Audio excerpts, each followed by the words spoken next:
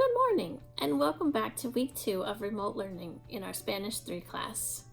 I hope last week wasn't too challenging for you, but I also hope that you helped to gain some knowledge in new vocabulary and figure out some new grammar points. I also hope that you enjoyed our story, A Snowy Day. This week we're going to do something a little out of the box, but we're going to take all the things that we learned and we're going to combine them into one project for the week. What I'd like you to do is write a short 8 to 10 sentence story about the winter. I would like you to use the vocabulary that we went over last week. You don't have to use all of them, but I would say you need to use at least 10 to 15 of those words. I would like the story to be 8 or 10 sentences.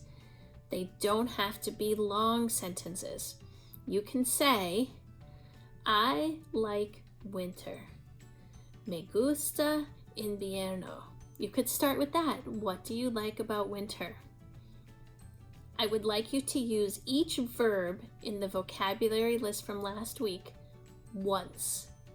And I would like you to use the preterite tense at least once, using the past. You can use it as many times as you want, but I want you to use it at least once. What I'd like you to start with is write the 8 to 10 sentences in English first. Keep them simple, 3 to 4 words. You don't have to have a million words in there.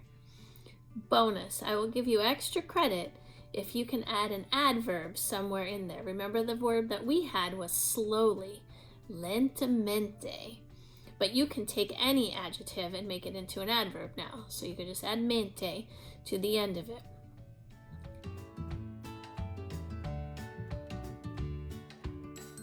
What you to do is Monday night, send me a copy of your 8 to 10 sentences so I can look them over quick and make sure they're not too complicated. It can be a real story or a pretend story. Use your imagination. Maybe you're going skating and it's your first time and you're scared. Maybe you're writing in the third person about a little boy, like in our snowy day. Remember, it said he made a snowman. He made snow angels. He saved a snowball in his pocket. It wasn't complicated. Keep it simple, but this is one of the best ways to start to become more and more fluent.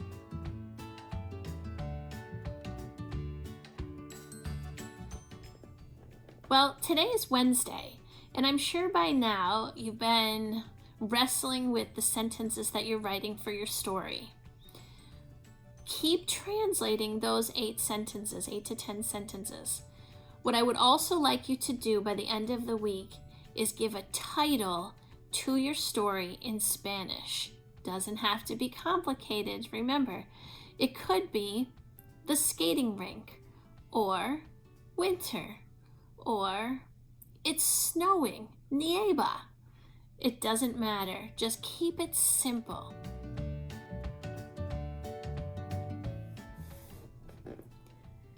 So what is the final piece of this short story expedition? When we come back to in-person learning, I would like you to read it out loud to the class, the title and the 8 sentences. So when you finish writing and when you finish translating, on Friday or over the weekend or whenever that you have time, I would like you to practice speaking this story out loud.